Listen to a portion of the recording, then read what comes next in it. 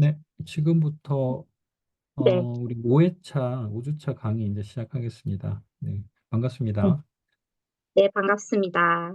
네, 지금부터 그 김혜진 선생님께서 이제 준비하신 라이프롱 러닝, 우리가 평생학습이라고 하는 분야에 대해서 준비하신 내용으로 설명을 음, 시작하시면 될 것 같습니다. 네. 네, 안녕하십니까, 하부님들. 저는 오늘 평생학습을 주제로 과제를 준비를 해봤고요. 교수님이 주신 내용을 제 나름대로 요약 정리해서 하부님들께 전달 드리고자 합니다. 네, 우선 목차를 한번 보시면은요, 네, 다들 읽어보셨을 거라고 생각하는데, 제가 보기에는 총 네 가지로 나눌 수가 있더라고요. 어, 우선은 현대 교육의 문제와 그리고 그래서 왜 평생학습이 필요한가? 어, 그리고 이제 그러면은 평생학습이 무엇이고 평생학습의 비전은 무엇인가? 그리고 이것을 실제적으로 구현하기 위한 전략은 무엇인가? 이렇게 이제 파트를 나누어서 준비를 해 보았습니다. 그러면은 현대 교육의 문제부터 한번 들어가 네. 보도록 하겠습니다. 어, 네. 우선은 이제 뭐 한 100년 정도 이렇게 시간이 지나면서 산업화를 거치면서 굉장히 우리 사회가 많이 발전을 했잖아요. 그런데 우리 학교 교육은 커다란 변화가 없습니다. 네. 뭐, 학생들이 좀 성장 중심으로 보지를 않고 그냥 뭐 학생의 발달 단계에 맞춰서 이 학생들의 이제 평균적으로 좀 부족하면은 이 학생들이 좀 부족하다, 보충해줘야 된다, 이렇게 평가를 하는 듯이 보고 있지요. 그렇기 때문에 어, 지금 사회와는 조금 맞지 않다라는 그런 생각이 듭니다. 현대 사회는 뭐 잘 아시다시피 굉장히 빠르게 변화하고 있잖아요. 저희 같은 경우에도 저희가 AI를 준비하고 있지만은 저희가 작년에 AI 학습 플랫폼 처음 시작할 때보다 지금 올해가 되었을 때도 많은 변화가 있는데, 그런 것들을 사실은 이런 우리 학교 같은 경우에는 반영을 하지 못하고 있습니다. 그래서 이런 문제점이 있고요. 또 한 가지 추가를 하자면은, 정보의 양이 굉장히 빠르게 늘어나고 있지요. 근데 정보의 양이 굉장히 빠르게 늘어나고 있는데, 이것을 학교에서 반영하지도 못하고, 또 너무 많은 데이터가 있다 보니까 학생들이 좀 깊이 있게 이해를 하지 못하고, 대충 이해를 한다. 그런 문제점도 있습니다. 여기에 조금 더 보충을 해서 설명하고 싶은데요. 다음 페이지로 한번 넘어가 보도록 하겠습니다. 네. 네, 다음 이 페이지 같은 경우에는 이제 기존 교육 구조가 어떻게 한계가 있는지 한번 설명해 보고자 합니다. 지금 우리가 사용하고 있는 교육 모델 같은 경우에는 이제 뭐 비고츠키나 비아제가 이렇게 주장한 학생의 발달 단계, 아동의 발달 단계에 맞추어져 있죠. 그래서 어, 연령별 표준이 있습니다. 거기에 맞춰서 학습을 진행하고 요게 이제 표준에 미치지 못하면은 뒤처졌다고 평가하는 그런 경향이 있습니다. 그래서 이걸 결핍 모델이라고 하더라고요. 저도 처음에는 이해를 못했는데 학습자의 강점을 찾기보다는 학생의 결핍을 찾아서 이 부족한 점에 좀 더 집중하는 구조였습니다. 근데 이런 접근 방식이 문제점이 있는데요. 우선은 학생이 이제 자기의 결핍에 주목을 하게 되니까 학습에 대한 두려움 같은 것이 생기고요. 또 뭐 학생의 이제 뭐 개성을 존중한다기보다는 학생을 좀 기준에 맞춘다라는 그런 교육 방식입니다. 그리고 또 한 가지는 이제 다음 파트인데요. 어, 우리나라 교육과정 같은 경우에는 굉장히 좀 표준화되어 있잖아요. 그러니까 이제 그 표준화된 교육과정에 맞춰서 가르치다 보니까 교실 밖의 세계와 조금 단절되어 있다라는 그런 것이 있습니다. 근데 추가적으로 좀 선형적인 수업이지요. 선형적인 수업이라는 말이 저는 조금 어려운 용어라서 이거를 좀 제 말대로 좀 쉽게 풀이해서 하자면은 이런 정해진 커리큘럼이나 아니면은 시간도 저희 초등학교 같은 경우에 40분을 정해져 있고 또 그리고 순서도 저희 뭐 도입 전개 뭐 정리 이런 식으로 이렇게 정해져 있잖아요. 이런 거에 따라서 정해진 수업을 선형적 수업이라고 할 수 있겠더라고요. 그래서 요런 이런 정해진 수업 때문에 뭐 학생들을 이제 뭐 학생들 개개인을 좀 맞춤형으로 수업을 할 수도 없고 또 그리고 뭐 학생들의 경험을 이끌어내거나 이런 수업도 조금 부족한 것이 현실입니다. 네, 다음 여기서 조금 페이지로 더 한번. 네, 제가 여기서 잠깐만 끊고 좀 부연 네, 네, 설명을 좀 드리면 좋을 것 같아요. 네. 지금 이제 되게 설명을 너무 잘 해주셔가지고 사실은 제가 끼어들 틈이 별로 없었는데 그 지금 이제 우리가 산업화 시대 모델을 그대로 지금까지 적용을 하고 있다는 표현이 좀 주목을 할 필요가 있을 것 같아요. 그러니까 우리가 음, 산업화 시대에 그 어떤 교육 체계를 그대로 지금 우리가 유지를 하고 있다는 뜻인데 그러면 산업화 시절의 교육 체계에서 그러면 원했던 것이 무엇일까라는 걸 한번 돌이켜 보면 사실 이것은 어떻게 보면 좀 단순하게 설명하면 이제 이 K-12라고 하는 보통 이제 유아부터 시작해서 대학까지의 어떤 이 모델이 정리가 된 게 그 프로이센이라고 하는 국가에서 정리된 모델이 계속 서양 세계에 퍼지면서 미국까지 전해지고 그 미국에 전해진 내용들이 일본이나 우리 한국에 전해져서 지금 저희가 같은 그런 공교육 체계가 지금까지 유지가 되고 있는 건데 이제 그 서양에서 이러한 K-12라고 하는 이런 체계가 만들어졌던 가장 큰 이유는 결국에는 르네상스 시대 이후에 이제 산업화되면서 우리가 산업혁명이라는 시기를 통해서 가장 많이 달라진 게 농업 인구들이 실제로 산업 인구로 전환이 되는 시점이었기 때문에 그 농업 인구들을 산업화 인력으로 전환시키기 위한 교육이 필요했던 거죠. 근데 그전에는 필요 없었던 교육들이 사실은 이렇게 산업화되면서 표준화되었던 교육들, 뭐 언어라든지 수리력이라든지 우리가 기본적으로 그 노동자들이 숙달해야 될 어떤 목표들이 있었는데 이제 그걸 가르치기 위한 체계로 이런 공격 체계가 만들어졌다는 것이 정설인 것 같아요.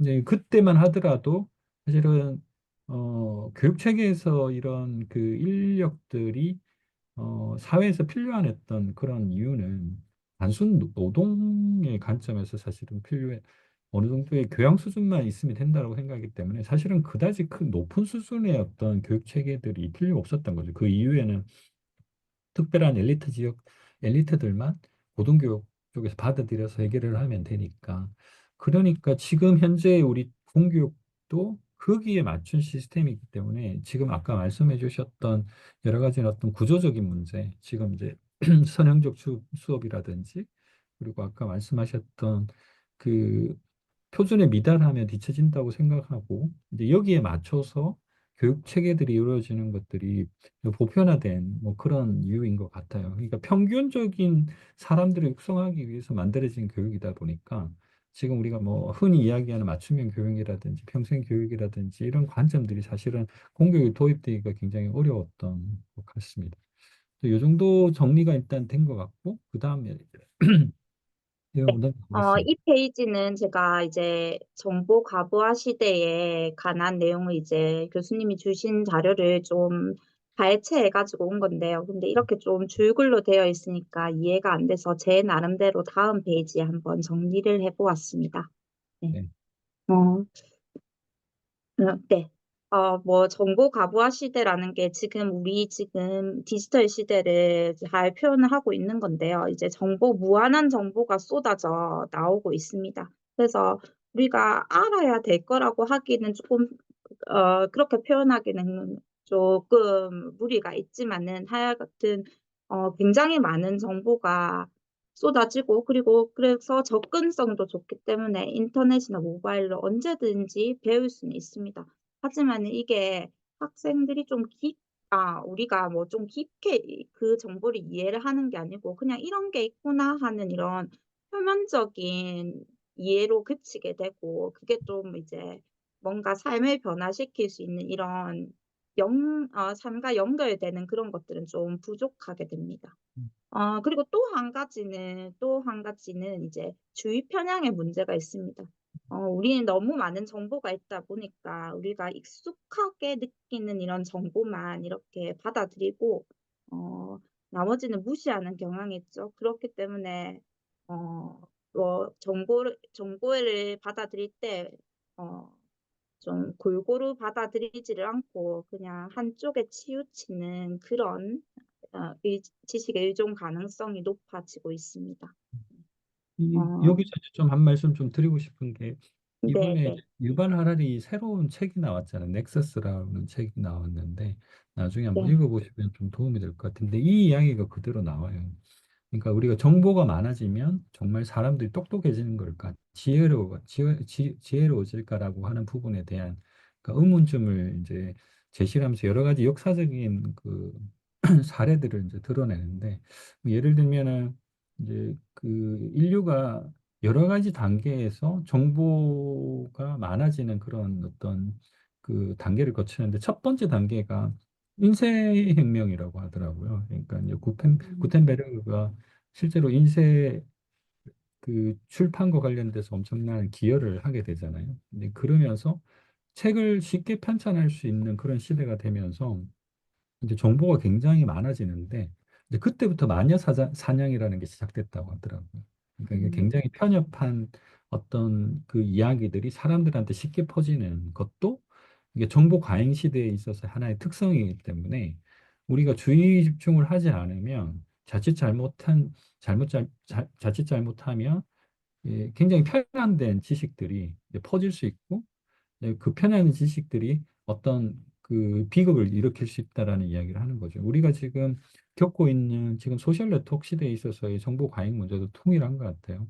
그러니까 우리가 정보 편향성들을 지금 추천 알고리즘 때문에 많이 지금 느끼고도 있고 실제로 경험을 하고 있잖아요. 근데 이런 것 때문에 사람들이 지혜로워진다기보다는 어떤 한쪽으로만 편향되고 오히려 그 정보 자체가 사람들을 현명하게 만드는 것이 아니라 훨씬 더 이상한 방향으로 생각하게 만드는 뭐 그런 효과들도 이제 생기고 있는 것 같습니다. 그러니까 여기서 지적한 부분이랑 유발 하라리 넥서스 책이라는 책에서 지적한 부분이 동일한 부분 같아서 제가 잠깐 말씀드렸습니다.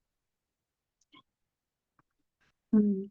그래서 다음 페이지로 넘어가면은 그 이러한 이제 현재 교육의 문제점 때문에 평생학습이라는 이런 개념이 대두하는 것 같습니다.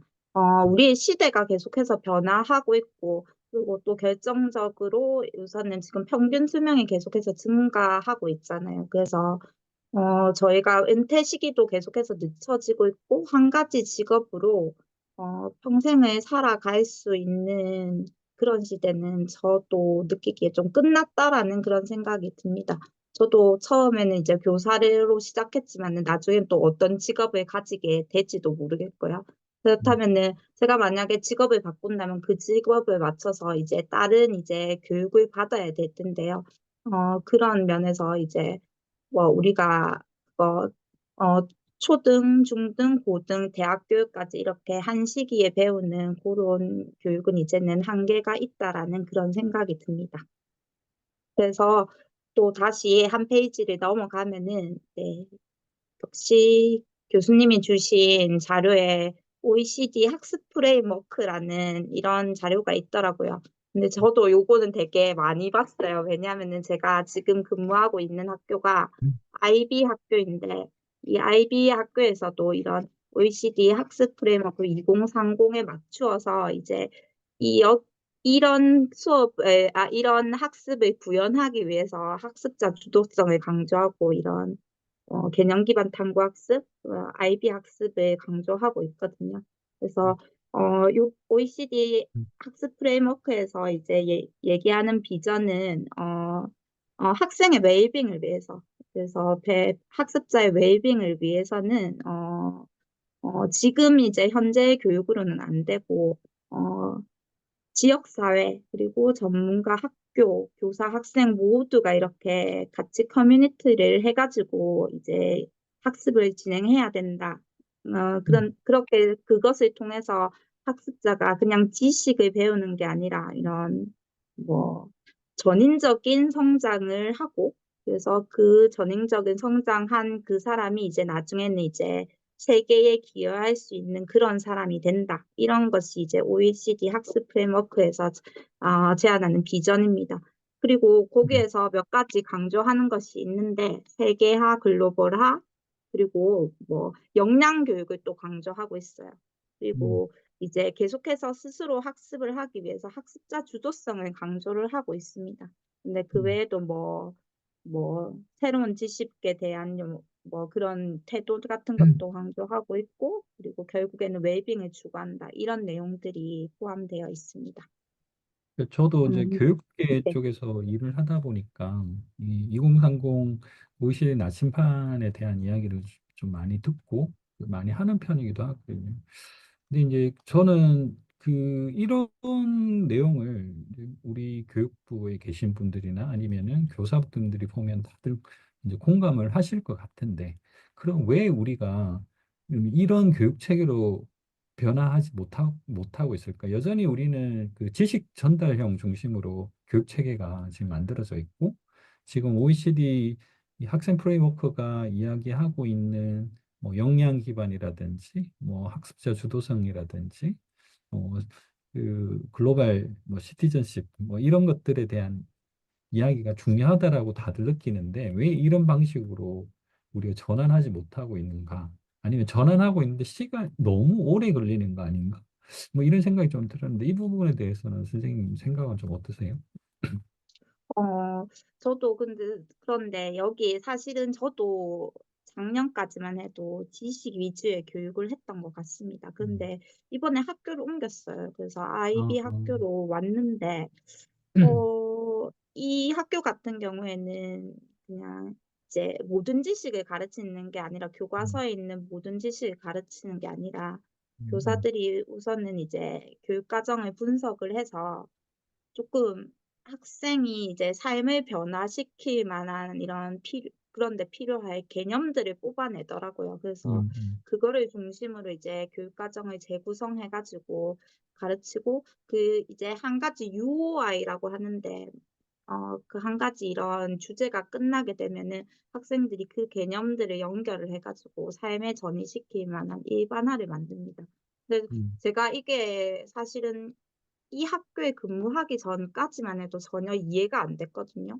음, 뭐 개념을 하고 이게 진짜 도저히 이해가 안 됐는데, 음, 와서 보니까 좀 학생들이 다르기는 하더라고요. 음, 학생들이 뭔가 스스로, 근데 이게 교사들이 재구성한다고 하지만 학생들의 의견이 굉장히 많이 반영이 되거든요. 그래서 그렇죠. 학생들이 좀 주도성이 다르고 그런 부분을 보고, 그런데 이런 아이비 학교가 저희 학교뿐만 아니라 대구에는 굉장히 많이 있어요. 그렇기 때문에 어, 이런 식의 교육을 한다면은 조금 이제 우리 교육의 변화가 일어나지 않을까, 이렇게 조금 기대를 하고 있습니다. 실제로 근데 이제 IB 네, 학교들이 저도 꽤 의미가 있는 접근을 하고 있다는 건 아는데 문제는 이제 우리 교육 체계가 네, IB 시스템을 평가 체계로 받아들이고 있지는 않잖아요, 공식적으로. 예를 들면 네, 요즘 맞아요. 대학은 어떤지 네, 모르겠는데 대학에서 네. IB를 기준으로 평가를 별도로 한다거나 이런 수능 체계에서 벗어난 그 평가를 한다거나 하는 것들이 지금 움직임이 좀 있나요? 음, 그래서 이게 평가 체계, 사실은 이 아이비 학교의 가장 큰 약점은, 저희가 지금 결국에는 이 학생들이 이제 자라나면은 대입이라는 그런 거를 거쳐야 될 텐데, 그러니까요. 네. 그렇다면은 이게 이 학생들이 지식 위주의 교육이 아니라 그냥 이렇게 역량 위주의 교육을 한다면은, 결국 이 학생들은 다시 이제 수능을 거치기 위해서는 다시 음, 지식 위주의 교육을 해야 되니까 두 번의 그러니까요. 교육을 네. 거쳐야 되잖아요. 그래서 네, 네. 그거 참 이제 맹점이다, 이렇게 생각을 했는데, 대신 이 아이비 교육이 학생부 전형에서는 조금 강점이 있는 것 같습니다. 이렇게 뭐 수시와 정시라고 하죠. 정시 같은 음, 경우는 음, 수능을 거치지만은 이제 수시 음. 같은 경우에는 학생부 전형이나 이런 것들이 거치잖아요. 네. 거기에서는 조금 강점이 있고 한 것 음. 같습니다. 왜냐하면 그래서, 역량 중심의 뭐 프로젝트 같은 것들을 많이 하니까, 그러니까 음. 좀 선생님 같은 경우에도 생활 기록부에 써줄 말이 좀 많으실 것 같아요. 그래서 그렇죠. 네, 네. 그런 이제 아이비 교육을 받는 학생들 같은 경우에는 그쪽으로 조금 더 이제 집중하는 것이 더 좋을 것 같아요. 실제로 이제 우리 네, 그 수능 체계라든지 대학 입시 제도가 IB를 좀 많이 적극적으로 받아들이는 뭐 그런 방식으로 전환이 돼야지 또 네, 학부모님도 걱정을 덜 하게 되니까 그런 네, 측면에서 네, 도움이 많이 될 것 네, 같고 어쨌든 지금 이제 네, 이 평생학습이라고 하는 우리 장을 다루고 있지만 이 네, 평생학습에서 다뤄야 될 것들의 핵심이 그거잖아요. 어느 한 시기에 집중해서 뭔가를 배워야 되는 개념 자체가 없어지는 거니까 이제 전체적인 역량 기반으로 이제 평생 네, 뭔가를 역량을 쌓아가는 방식으로 뭔가를 바, 방식으로 교육 체계가 바뀌게 되면 사실은 선생님들 입장에서도 뭐 정말 중요한 거 사회에 나가서 정말 중요한 뭐 우리가 뭐 포시라고 이야기하는 저도 이제 회사 다니고 있기 때문에 중요하다고 생각하는 음, 그런 뭐 창의적 사고라든지 비판적 네, 사고라든지 협동, 커뮤니케이션 스킬 이런 것들이 사실 굉장히 중요한데 학교에서 이런 것들 놓치고 오는 경우가 꽤 있기 때문에 학교에서 네, 다시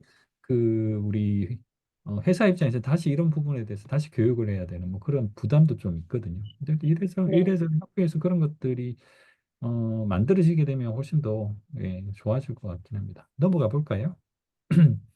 네, 그럼 한번 넘어가 보도록 하겠습니다. 네.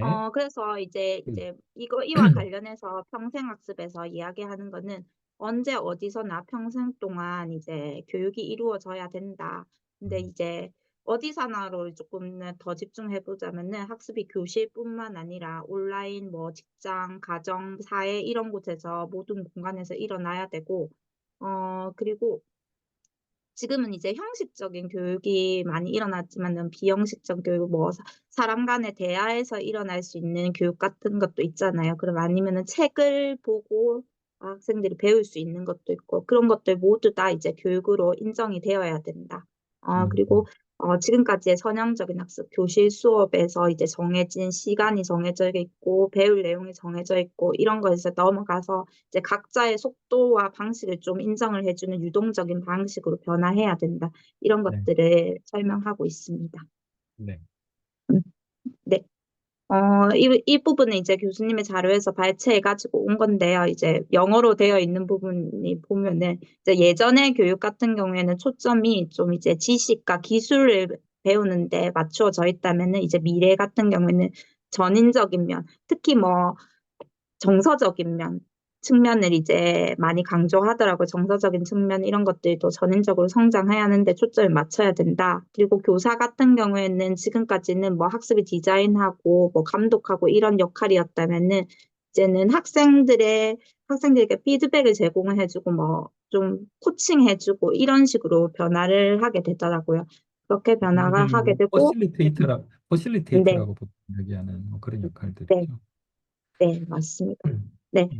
그리고 지금까지 학생들에게 제공했던 경험은 교사가 필터링한 이런 구조화된 경험이었잖아요. 음. 그렇지만은 이제는 최근에 좀 더 개인화되어 가지고 음. 학생들의 경험을 이제 적극적으로 좀 받아들이게 되고 그리고 네. 평가도 뭐 지금까지는 결과 중심 평가, 총괄 평가, 지필 평가 이런 것들이 예, 해서 그래 이게 어떤 점수 이상을 통과해야만 이제 되는 그런 평가였다면은 이제는 조금 이제 가정에 집중하는 평가, 그리고 형성 평가를 하면서 이 형성 평가를 통해서 최종적으로 학생들이 음. 이제 성장할 수 있도록 이런 진단하는 그런 평가들이 강조가 되고 있습니다. 네, 시기는 뭐 계속해서 지금 우리 말씀해드린 대로 주제가 지금 평생학습이잖아요. 이제 저 생애 초창기에 집중되었던 이제 교육이 평생을 걸쳐서 돼야 되고 접근 방법도 지금까지 이제 교실 수업 위주의 대면적인 방식에서 이제는 좀 더 다양한 언제 어디서나 이렇게 어, 학습을 하는 그런 식으로 변화하고 있고요. 네. 그리고 저희가 지금 기술적인 면이 저희 지금 배우고 있는 것과 가장 이제 연관이 있는 것 같은데요. 지금까지는 뭐 이렇게 좀 분리된 시스템이었죠. 공식적인 시스템이었다면은 지금은 좀 생태계라는 말을 쓰더라고요. 근데 제가 왜 생태계라는 말을 쓰는지 사실 조금 궁금했는데 자꾸 자료를 읽어보다 보니까 조금 이해가 되는데 이게 그냥 하나로 생태계 같은 경우에는 먹이 그물처럼 이렇게 계속해서 연결되어 있잖아요. 근데 저희도 이제 뭐 직장과 사회와 학, 학교와 이렇게 계속 연결되어 있는 그런 시스템으로 이제 뭐 학습을 한다고 그런 의미로 제가 받아들였습니다. 그래서 네. 이렇게 서로 이 연결된 내용은 이런 생각. 네, 네, 이 내용은 나중에 이제 그 사후 네, 운영이라고 하는 부분에서 한번 다루게 될 네, 거예요. 왜냐하면 네네. 이제 기술들이 지금도 선생님이 아마 제 생각에는 여러 가지 도구를 쓰고 계실 것 같아요. 뭐 예를 네. 들면은 그 강의안 준비하실 때 교수 준비하실 때도 어떤 툴을 쓰고 있을 것 같고 뭐 캔바라든지 뭐 여러 가지 도구를 아마 쓰고 계실 것 같고 또는 뭐 파워포인트라든지 오피스 뭐 그런 종류 아리한글이라든지 이런 거 쓰시고 계실 거고 아까 말씀하셨던 것처럼 AIDT에서 또 교실 수업할 때 또 필요한 도구들 같은 것들을 쓰고 있는데 지금 이 시스템들이 각각 따로따로 운영되고 있잖아요. 이게 이제 네네. 연결되어 있는 게 아니라 이제 여기서 이제 이야기하고 있는 부분은 뭐냐면 이제 이런 모든 기술들이 데이터를 중심으로 해서 학습 기록으로 남아야 되고 이제 그런 음, 데이터를 중심으로 전체적인 시스템이 음, 그 연결되어 있어야 된다는 의미에서 이 생태계입니다. 그러니까 우리가 음, 공식, 네. 비공식이라고 이제 했을 때 보통 우리가 학교 안에서만 일어나는 이 이벤트만 이 학생의 학업에 영향을 주는 것이 아니라 뭐 바깥에 가서 어떤 실제적인 경험을 하거나 아니면 도서관에서 가서 책을 읽거나 아니면 어디 가서 박물관에서 뭔가 좋은 경험을 하거나 하는 것들도 일종의 이 학습 활동이라고 볼 수 있기 때문에 그럼 이 데이터를 어떻게 가져올 수만 있다면 이 데이터를 가져와서 그 데이터로 전체적인 학습 플랫폼 안에 넣을 수만 있으면 이제 이것 자체가 전부 다 하나의 데이터가 될 수 있는 학습 데이터가 될 수 있는 거거든요. 그러니까 이런 전체적인 체계들을 하나의 어떤 생태계라고 그렇게 표현하고 있는 것 같고 여기에 핵심 요소로 이야기되고 있는 기술이 이제 상호 운용성이라고 표현을 하는 기술입니다. 여기서는 간단하게 그 내용을 지금 언급하고 있는 거예요. 네. 네, 네, 그럼 다음 페이지로 또 한번 넘어가 보도록 하겠습니다. 네, 그래서 평생학습에는 네 가지 핵심 원칙이 있는데요. 그래서 지금 저희가 다루고 있는 전 생애를 다루는 라이프롱, 그리고 학생들의 전인적인 성장을 아, 지향하는 whole person, 그리고 보편성, 언제 어디서나 이렇게 배워야 된다는 universal, 그리고 자산 중심이라는 말이 등장합니다. asset based, 이렇게 네 가지 핵심 원칙이 있습니다.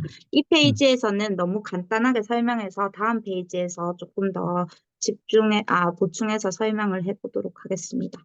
어, 우선은 라이프론 같은 경우에는 저희가 지금 계속해서 다루고 있는 부분이라서 살짝 넘어가고 자, 홀컨슨 전인적인 학습부터 한번 이야기를 해보도록 하겠습니다.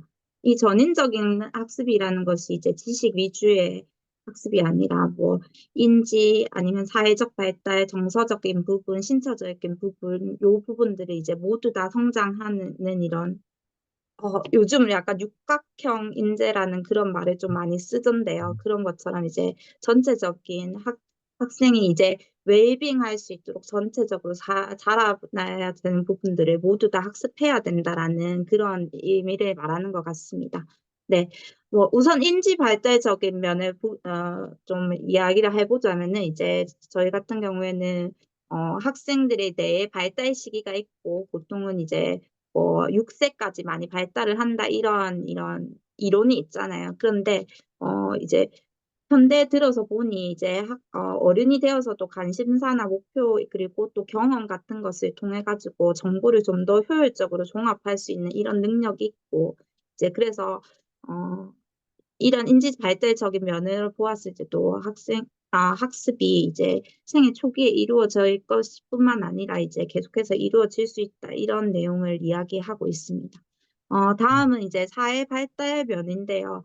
어, 이것 좀 현대 사회에서 되게 중요하게 생각해야 되는 부분인 것 같습니다. 저희 너무 이제 사회가 전문화되고 고도화되다 보니까 이제 한 사람이 모든 지식을 다 알기는 좀 어렵잖아요. 각각 잘하는 부분이 있고. 그렇다면 이제 팀을 이루어서 어떤 문제를 해결하기 위해서는 팀을 이루어야 되는데 그런 부분에서 필요한 것이 바로 팀워크나 대인관계 역량인 것 같습니다. 그래서 이 부분도 현대사회에서 굉장히 중요한 부분이고요. 저는 이 정서적 발달, 이 부분에서 굉장히 집중하고 있는데, 소셜 이모션 러닝인가? 이렇게 이야기를 하고 있더라고요. 근데 제가 학생들을 가르치면서 정말 이 부분이 진짜 중요한 것 같거든요. 네, 근데 음, 지금 요즘 가르치는 학생들도 굉장히 잘해요. 굉장히 똑똑한 음, 아이들이고, 뭔가 자기 주도성 있고 리딩하기를 좋아하고 자기가 리더가 되기를 좋아하고 그런데 조그만 실패를 해도 굉장히 뭐 자책하고 뭐 속상해하고 이런 부분들이 있더라고요. 그래서 음, 이제 이제 평생학습자로 자라나고 뭐 이제 학생이 좀 이제 마음까지 건강한 학생으로 자라기 위해서는 이런 부분이 굉장히 중요하지 않은가. 그리고 뭐 음, 공감 능력 같은 것도 저 최근에 굉장히 중요하게 여기는 그런 부분이죠. 네, 실제 발달 부분에서는 여기 자료에서 좀 뭐 신체 발달을 뭐 측정하는 법 이런 내용들을 좀 많이 언급을 하시더라고요. 근데 뭐 이 부분에 대해서는 저는 그냥 살짝 넘어가도록 하겠습니다. 음. 잘 몰라가지고요. 그래서 이 그러니까 부분은 좀, 여기서 네, 신체 발달을 굳이 이제 네, 다시 이야기를 한 이유는 이 네. 책을 쓴 그 기관이 국방부 산하 조직이라서 그래요. 아, 이제 네, 군사훈련이라고 하는 목적도 중요하다고 보기 때문에 그 중에 네, 일부분으로 신체 네, 발달이라는 내 이제 여기다 넣은 것 같아요. 근데 여기서 네, 이제 좀 주목을 이 내용에서 이제 전인적 학습이라는 부분에서 굉장히 길게 그 다른 이야기보다 굉장히 길게 이 내용들을 좀 네, 할애했던 게 중에 하나가 그 피아제나 비고츠키에 대한 어떤 우리 보통 인지이론이라든지 구성주의 이론 뭐 이런 이야기를 할 때마다 항상 등장하는 이 두 사람을 이제 그 평생학습 이론 관점에서 이 두 사람의 이론을 계속 극복해야 되는 것처럼 이렇게 좀 계속 나오잖아요.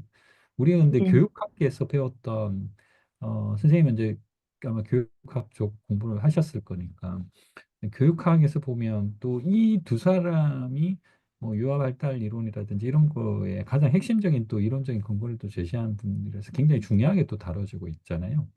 그래서 그런 네, 측면에서 보면 이제 좀 상반돼 있는 그러니까 결국엔 평생학습이라는 게 이 두 사람이 주관하고 주장하고 있는 이론들을 뛰어넘는 뭔가 어떤 새로운 어떤 비전들을 제시하는 거야지 한다라는 것들을 계속 주장을 지금 하고 있는 것처럼 보이는 부분이 저는 조금 이제 재밌는 부분이었어요. 왜냐하면 저는 이제 계속 저도 이제 교육학을 예전에 공부했던 사람이고 아주 깊이는 아니지만 이제 피아제나 미국 특기에 대해서 관심 있게 보고 있었던 사람이었는데 이제 이 사람들을 극복한다는 게 어떤 의미가 있을까라는 걸 저는 좀 진지하게 고민을 하진 않았거든요. 근데 이 책에서는 이제 그 이야기를 꽤 진지하게 지금 다루고 있는 부분들이 좀 재밌었어요. 그래서 나중에 이제 결국에는 이제 이 그 평생학습이라고 하는 아주 긴 어떤 그 교육 기관이라고 하는 관점에서 보면 특정 시기에 머물러서 뭔가를 학습을 굳이 강요를 하면서 시킬 필요가 없다는 것들을 계속 이제 주장을 하면서 나온 이야기로 저는 이해를 했고 이제 그 앞에 지금 우리가 나눴던 이야기 중에 하나가 자산 중심이라는 표현 좀 뒤에서 이제 다루실 거죠 이 부분은 네, 네, 자산 중심이라는 부분하고 연결시켜서 보면 좀 이해가 되는 측면이 좀 있는 것 같습니다. 넘어가 보겠습니다. 네. 넘어가고 있습니다. 네, 이제 다음은 이제 유니버셜 부분 이런 여기를 좀 볼 건데요. 이제 내용은 학습은 어디서나 이루어진다, 언제 어디서나 이루어진다, 이런 내용입니다. 그래서 우리 지금까지 우리가 학교에서 이루어졌던 공식적인 학습, 이런 거 외에도 비공식적인 학습 있잖아요. 뭐 대화나 아니면은 뭐 SNS나 유튜브나 뭐 또는 음, 독서나 취미 같은 것들로도 이제 우리가 배울 수 있고 이런 학습조차 이제 중요하다. 이런 내용들인데 여기에서 또 이제 문제점을 하나 제시를 하더라고요. 근데 이 비공식적인 학습이 중요한데 그렇다면 이거를 어떻게 인정하고 평가할 것인가? 이런 음, 이제 시스템이 굉장히 부재 없다. 이런 문제점을 하는데 그렇지만은 이제 기술이 발전되면서 이제 데이터를 쌓으면서 이런 AI 등을 활용해 가지고 좀 이제 성과 역량을 측정하는 그런 것은 가능해질 것이다. 이렇게 이야기를 하고 있습니다. 음. 저는 이제 이 부분에 대해서는 네, 반신반의하는데 우리가 아무리 뭐 네, 웨어러블 기기를 쓰고 우리가 뭐 아무리 그 초고속 인터넷 인프라가 깔리고 엄청나게 AI가 발달된다 하더라도 동료의 대화, 뭐 SNS 활동, 뭐 독서, 취미 활동들에 있는 데이터를 이제, 어, 가져와서 학습 데이터로 쓰는 것이 맞는지에는 잘 모르겠어요. 이게 너무 개인적인 음, 데이터라서 네, 개인, 물론 이제 학습이라고 하는 학습 경험이라는 걸 쌓는다라는 관점에서 보면 필요한 데이터는 맞는데, 근데 이것을 직접적인 데이터를 수집하는 게 아니라 좀 간접적인 방식으로 이런 것들을 평가하는 방식이 더 낫지 않을까. 저는 그래서 뭐 음, 이런 것들을 직접적인 뭐 데이터를 가져오는 뭐 그런 어떤 그 학습 과학이라고 해야 될까? 학습 기술 이런 것들을 당장 적용하는 거는 좀, 그러니까 저는 이쪽 업계에 있으면서도 그런 부분에 대해서는 좀 반감이 있거든요. 뭐 예를 들면은 음, 혹시 이제 그런 거 보셨는지 모르겠는데 중국 가면은 약간 인권이라는 부분에 대해서는 우리보다는 좀 덜 민감한 곳이다 보니까 이제 학생들이 뭔가 웨어러블 기기를 끼고 막 뇌파 같은 것들 측정하고 이런 것들을 음, 쓴 상태에서 교육받고 뭐 이런 것들이 보이는데 저는 그게 이렇게까지 해야 되나 싶긴 하더라고요. 음, 근데 이제 음. 그런 측면에서 보면 이런 부분은 네. 좀 조심스럽게 다룰 필요가 있는 내용인 것 같다라는 생각이 좀 음. 들었어요.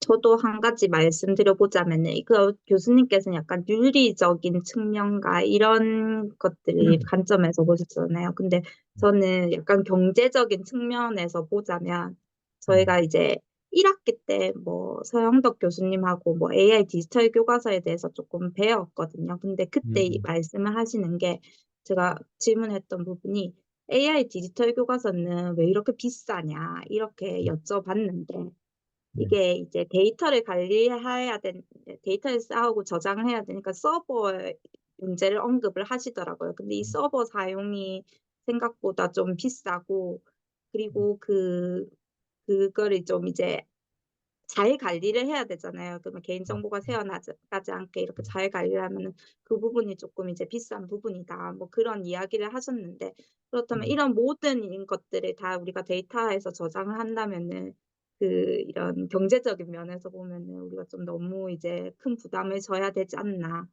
그런 생각도 좀 해봤습니다. 네, 그 맞는 네. 말씀이고요. 그러니까 결국엔 데이터가 어딘가 쌓인다라는 거는 그만큼 비용이 이제 든다는 거니까요. 그렇다고 해서 뭐 모든 학생의 그 학습 기록이 쌓인다고 해서 엄청나게 뭐 수적으로 비용이 증가하는 건 아니지만 어쨌든 비용이 기존에 없었던 이제 데이터를 다루는 측면에서는 분명히 비용 추가적인 요소가 있을 것 같고 더 중요한 거는 혹시 기사를 보셨는지 모르겠는데 이번에 이제 AIDT 보급이 전국적으로 실시되지 않으면서 뭐 그 에듀테크 기업들 중에 일부가 네. 퇴직 뭐 그 인력들 퇴직 네. 결이 일어나고 있고 뭐 그 수가 한 2천 명 네. 정도 된다 뭐 이렇게 표현하더라고요. 근데 정확하게 음, 이게 측정이 네. 된 건지는 잘 모르겠지만 이제 신문에 나온 거는 그 정도의 규모로 이제 이게 타격을 받았다는 뜻이잖아요. 이제 음, 그만큼 에테크 쪽에서는 이 사업이 이제 전국적으로 퍼져서 모든 학생이 다 쓸 수 있을 거다라고 기대를 했는데 그래서 예, 이제 그만큼의 준비를 이제 했는데 이제 그게 잘 안 되면서 이제 불필요해진 인력들이 한 2천 명 정도의 규모가 된다라는 거니까 음, 그것도 사실은 보면 비용에서 꽤 큰 비중일 것 같아요. 단순히 데이터 서버 뭐 이런 뭐 인터넷 인프라 문제뿐만 아니라 그걸 운영하고 관리하고 지속적으로 개발하는 뭐 그런 어떤 체계를 유지하기 위한 인력들 뭐 이런 부분들도 비용 요소 중에 꽤 많이 들어가는 것으로 저는 이해를 했습니다. 그럼 넘어가 네, 볼까요? 다음으로 넘어가 보겠습니다. 네. 네. 이거 아까 전에 언급하셨던 자산 모델인데요. 이 자산 모델과 대비되는 게 기존의 결핍 모델이라고 하더라고요. 네. 앞서서 말씀드렸듯이 이제 발달 단계에서 이 표준에 미달하면은 여기 몇 층에만 집중했던 것이 결핍 모델이고요. 음, 근데 이제 음, 평생학습이 대두되면서 자산 모델로 이제 전환이 되지요. 그래서 성장 중심이라고 보시면 됩니다. 쌓아가는 것. 그래서 학생들이 이제 배우면 이것 이제 저축을 하듯이 이렇게 쌓아간다. 요렇게 이해를 하시면 좋을 것 같습니다. 그래서 이런 자산 모델 같은 경우에는 좀 이점이 있죠. 첫 번째는 긍정적인 면에서 초점을 두면서 학생들의 동기 강화가 일어날 거고요. 그리고 그리고 학생 성장적인 측면에서 봤을 때 이 학생이 조금 부족한 부분이 있어도 뭐 아직까지 못 배웠지 이제부터 배우면 돼 요렇게 이제 긍정적으로 이렇게 해석을 할 수 있는 부분이 있기 때문에 좀 더 제가 보기에는 좀 더 이 모델이 좋은 것 같다라는 그런 생각이 듭니다. 사실 이런 자산 모델이 네. 선생님 제가 연세까지는 잘 모르는데 이제 저 같은 경우에는 어, 저는 이제 그나마 IT 쪽에서 계속 일을 하고 있었던 사람이어서 게임이라든지 이런 쪽에 조금 익숙한 편이긴 하거든요. 근데 이제 그 우리 다음 세대에 있는 친구들은 사실은 태어날 때부터 게임이라고 하는 환경에 노출되어 있었던 친구들이기 때문에 여기서 이야기하는 자사 모델이 뭔지 정확하게 이해를 하고 있을 거예요. 이게 뭐냐 하면 보통 이제 디아블로나 와우 같은 거 하다 보면 미션을 클리어하고 나면 그, 미션 클리어하고 나면 어떤 단계로 올라가거든요. 보통 이제 롤플레잉 게임들에서 보통 그 업적이 쌓인다라고 표현을 하는 부분이 있는데 이제 등급이 올라가요. 이제 이 이야기는 네, 뭐냐면 뭐가 쌓여야지 그 다음 레벨이 되고 뭐가 네, 쌓여야지 그 레벨이 되고 이런 건데 이제 우리 교육 시스템에서도 이런 것들이 필요하다라고 주장을 하는 이제 거, 그런 것 같아요. 그러니까 이 자사 모델이라는 게 뭐 이게 예를 들면 뭐 어떤 역량이 될 수도 있고 기술이 될 수도 있고 뭐 태도가 될 수도 있겠지만 여러 가지 방식으로 뭔가 업적이 쌓이면 이제 레벨이 올라가는 그런 방식으로 우리가 모델을 만들게 되면 그 모델 안에서 마치 게임에서 업적을 달성하는 그런 방식으로 우리 이 교육 체계가 만들어지게 되면 그 게이머들이 나도 언젠가는 저 정도의 수준이 될 거야라고 하면서 계속 노력하는 것처럼 그것 자체가 자극이 될 수도 있고 그리고 그게 시간에 어떤 구애가 없기 때문에 이제 계속 평생 열심히 할 수 있는 그런 근거가 되기도 하거든요. 내가 어떤 시기에 이걸 통과하지 못하면 나는 낙오자가 되라고 하는 개념 자체가 없기 때문에 이제 평생 학습 모델을 유지하는 데 있어서도 이런 자산 모델이라는 것이 굉장히 큰 이 역할을 할 것이다라고 생각할 수가 있는 거죠. 앞서 말씀하신 것처럼 이 자산 모델에 반대되는 개념이 이제 결핍 모델인데 이 결핍 모델이 우리 사회에서 굉장히 많이 동작을 하고 있죠.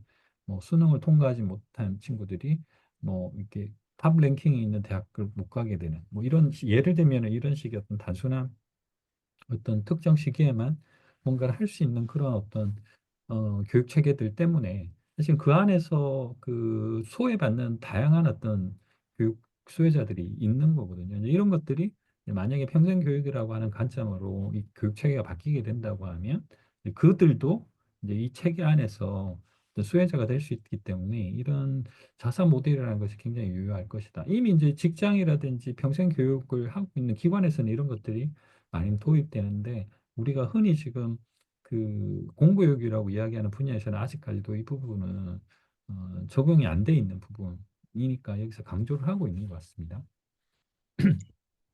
넘어가 보겠습니다. 네. 다음부터는 이제 평생학습을 구체적으로 어떻게 구현할 수 있는가, 구현 전략에 대해서 이제 정리해 보았습니다.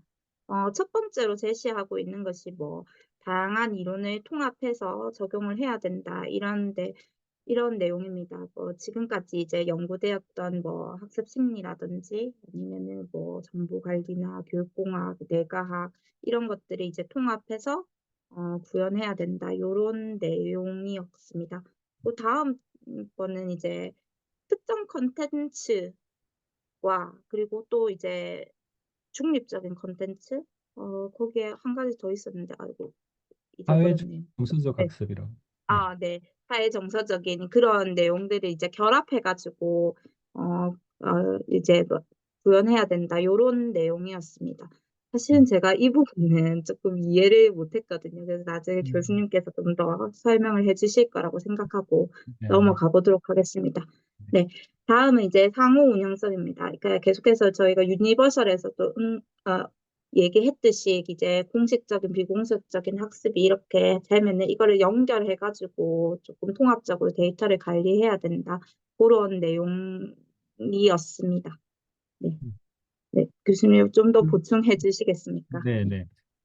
지금 이제 컨텐츠 특정, 여기서는 컨텐츠 중립 학습 결합 이렇게 돼 있고, 이제 사회적 정서적 학습을 결합하라라고 이제 표현이 되는데, 이게 약간 번역하면서 조금 애매한 네, 부분으로, 부분인 것 같아요. 그러니까 예를 들면은, 여기서 이제 이야기하고 있는 것들은 공식적, 비공식적 교육 체계 안에 있는 것들 모두 다 이제 포괄해서 일종의 컨텐츠를 이제 만들어서 제공을 해라라는 건데, 우리가 그동안의 컨텐츠라고 하면 보통은 이제 지식 중심적인 방식의 어떤 컨텐츠만을 이제 생각을 했었지 않습니까?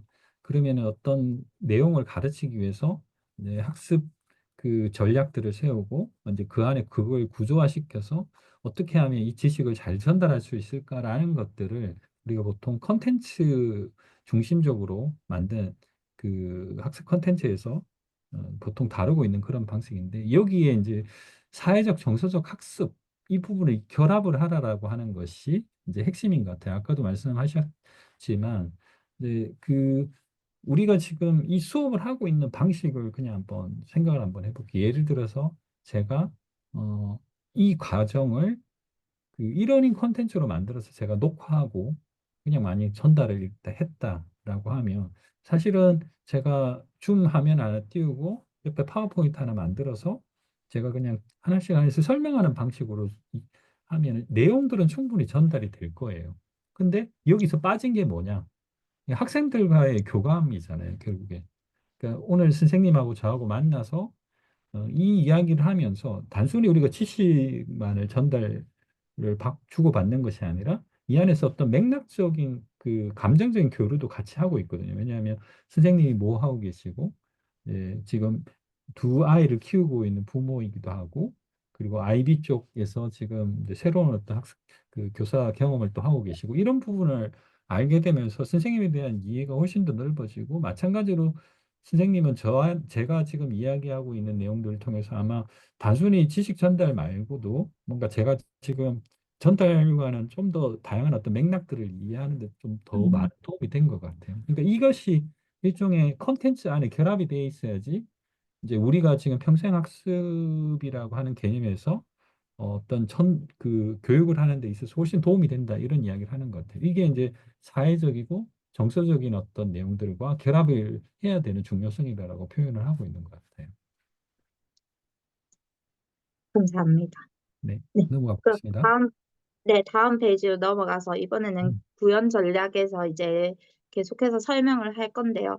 제가 이 부분은 사실 너무 번역체가 강해가지고 처음에 좀 제대로 이해를 못하고 이렇게 작성한 것 같습니다. 그래서 4, 5, 6번이라고 이름을 붙여놨는데 이제 다음 페이지에서 요거를 4번으로 통합해가지고 또 설명을 드리겠습니다. 하지만은 요 페이지에 있는 내용을 이제 전체적으로 한번 설명을 해보자면은 이런 이런 느낌인 것 같습니다. 우선은 우리가 이제 교육이 너무 이제 단편적이죠.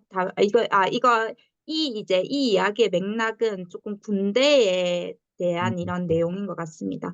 이제 맞습니다. 군대에 오는 사람 같은 경우에는 이제 교육을 받고 오는 사람이죠. 그런데 이 사람들이 이제 군인이 되어 올 때는 이제 18세나 19세 이후가 될 것입니다. 음, 근데 이 학생들 같은 에게 우리가 이제 전인적인 이런 학습을 하려고 하면은 조금 뭐라고 해야 되죠?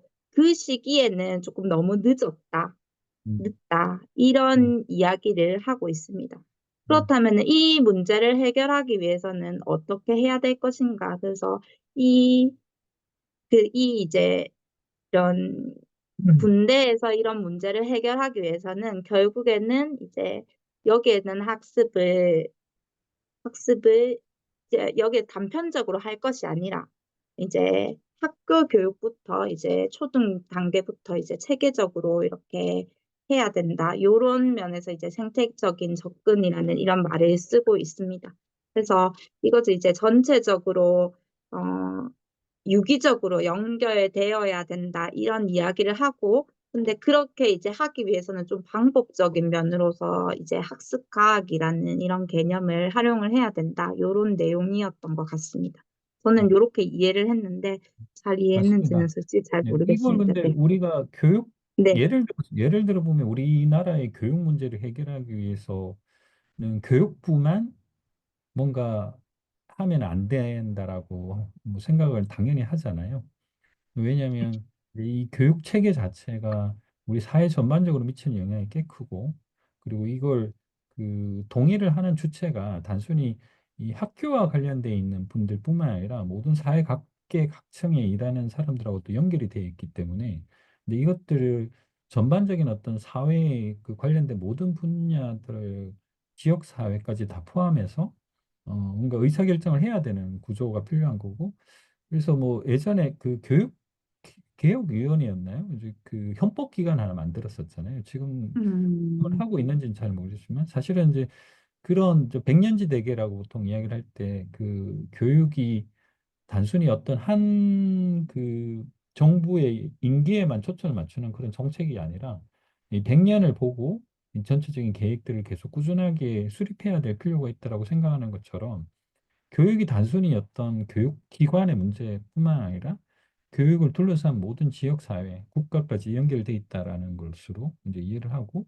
이제 여기에 맞춰서 전체적인 어떤 설계가 이루어지는 굉장히 이상적인 이야기죠. 뭐 근데 음, 어쨌든 그 평생학습이라고 하는 부분에서 이제 교육계가 해야 될 부분들은 꽤 한정적이다. 이렇게 이해를 하는 것이 맞는 것 같아요. 네. 그래서, 네.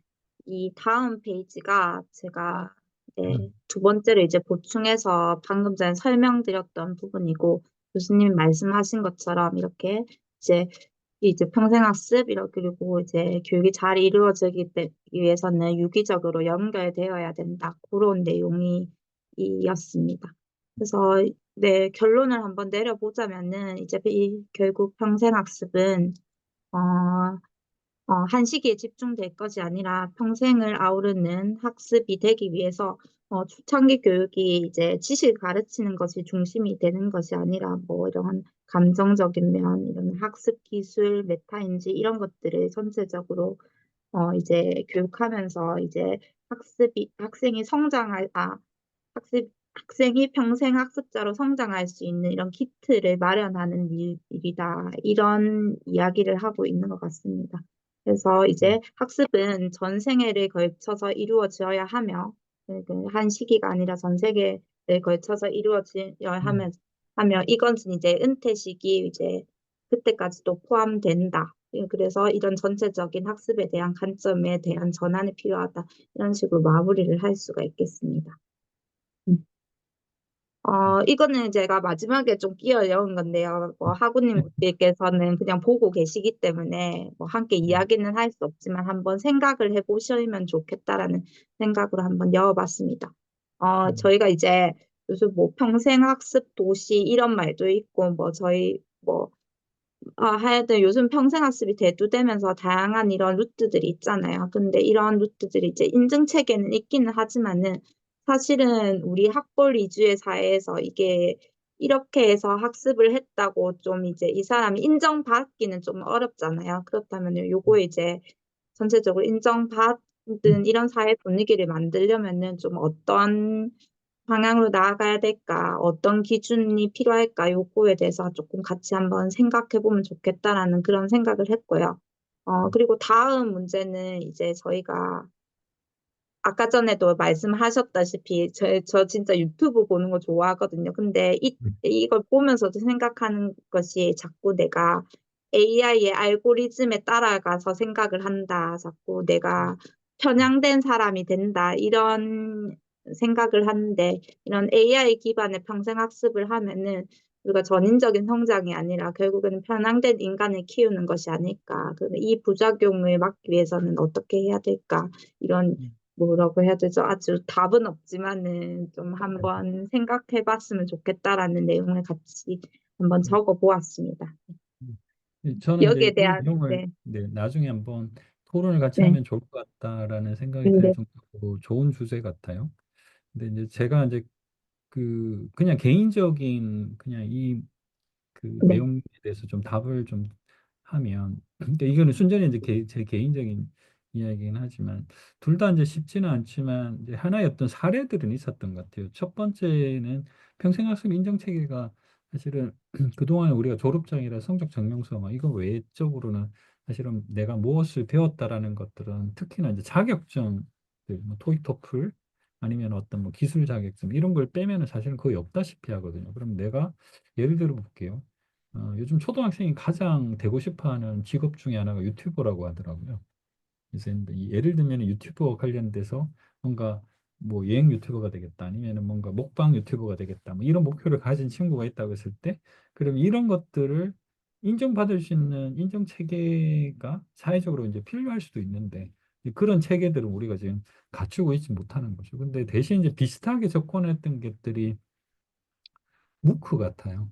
근데 무크라는 음, 건 평생 교육이라고 하는 입장에서 어떤 특정한 주제를 이제 고등교육이라고 하는 차원에서의 테마들을 가져와서 그걸 보편교육으로 그 전환을 하고 누구나 수강할 수 있게 한 다음에 꽤 어려운 과정을 거치게 되면 이제 수료증을 발급받고 이제 그게 직장을 구할 때 혹은 뭐 다른 어떤 다른 직장으로 이전할 때 이제 이런 것들을 하나의 그 증빙 자료를 쓰고 있기도 하잖아요. 그래서 뭐 인도에 있는 뭐 아주 그 공부를 하기 어려웠던 그런 그 친구가 이런 묵크 교육을 통해서 뭐 미국에서 뭔가 그 새로운 직장을 구했다 뭐 이런 어떤 뭐 이야기도 실제면 증명된 건지는 모르겠지만 이제 그런 이야기가 있듯이 이제 그런 식으로 작동을 하게 하려고 하는 어떤 움직임들은 분명히 이 사회에 있는 것 같긴 해요. 근데 적어도 이제 우리가 지금 비공식이라고 하는 이런 어, 학습 인정 체계 자체가 사회적으로 보편화되어 있지 않기 때문에 이런 걸 어떻게 앞으로 사회적으로 풀어야 될지에 대해서는 많은 좀 그 논란이 좀 있어야 될 것 같고 이런 부분에 대해서 좀 깊숙이 사회가 좀 숙고를 할 필요가 있다는 생각은 좀 듭니다. 근데 여전히 답은 없고요.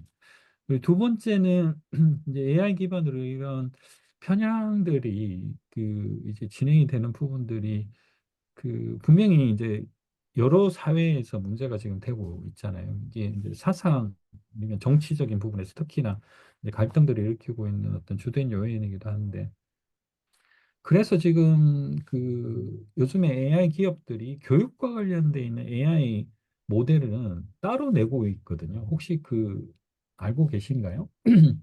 예를 들면은 아니, 처음 들어봤습니다. 네. 그러니까 일반적인 교육 그 일반적인 AI 모델은 내가 뭔가를 물어보면 답을 바로 주잖아요. 네. 내가 뭔가 궁금하니까 뭔가 답을 이렇게 바로 주는 그런 개념인데 우리가 교육 모델에서 활용하는 AI 모델들은 특히나 이제 칸미고라고 혹시 그 칸 아카데미에서 만든 그 AI가 있거든요. 칸미고라고. 네, 그 네. 칸미고를 쓰게 되면 답을 바로 안 줘요. 내가 뭔가 궁금해 음, 그러면 이걸 그 정답을 스스로 찾, 찾을 수 있도록 그 어떤 카운셀링만 해줘요. 이렇게 한번 해볼래? 음, 저렇게 한번 해볼래라고 지도를 하지 답을 바로 주지 않거든요. 그러니까 교육이라는 관점에서 보면 우리가 AI라는 것이 정보를 지금 바로 받고 우리가 그것이 마치 정답인 듯이 그냥 우리가 계속 그 받아들이기 때문에 생기는 문제일 수도 있는데 우리가 교육이라는 부분에서 AI를 활용할 때는 정답을 주는 거기보다 정답을 스스로 찾도록 도와주는 것이 AI 역할이 되어야 될 것 같아요. 그것이 이제 만약에 구현 가능하다라고 하면 뭐 학교에서 적용이 된다라고 하면 이제 그런 것들이 일반 보편화된 교육 AI 모델이 돼야 되지 않을까라는 생각이 좀 듭니다. 저는 이제 요즘 칸미고라든지 클로드라고 하는 AI 모델에서도 이번에 그 4.0 모델이 교육 모델이 따로 나왔어요. 거기에서 똑같은 음, 식으로 답을 주는 것이 아니라 학생이 뭘 물어보면 그 대답을 찾는 과정 자체를 안내해 주는 방식으로 답을 해준다고 하더라고요. 그래서 그런 방식들을 교육 쪽에서 교육에서 AI를 쓸 때 많이 활용을 하면 조금 이런 그 편향 같은 문제들은 좀 줄어들지 않을까라는 생각이 좀 듭니다. 음, 네, 답이 됐는지 감사합니다. 모르겠습니다. 네. 네, 네. 네.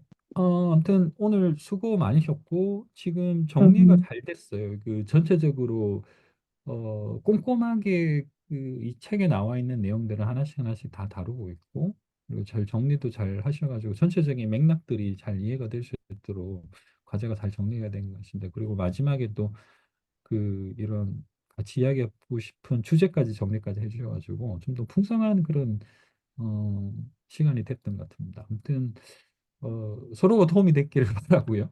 그리고 이 네. 강의가 다른 분들한테도 도움이 되었을 거라고 저도 생각합니다. 아무튼 수고 많으셨습니다. 감사합니다. 네. 교수님 늦은 시간까지 감사합니다. 네. 네, 감사합니다. 네.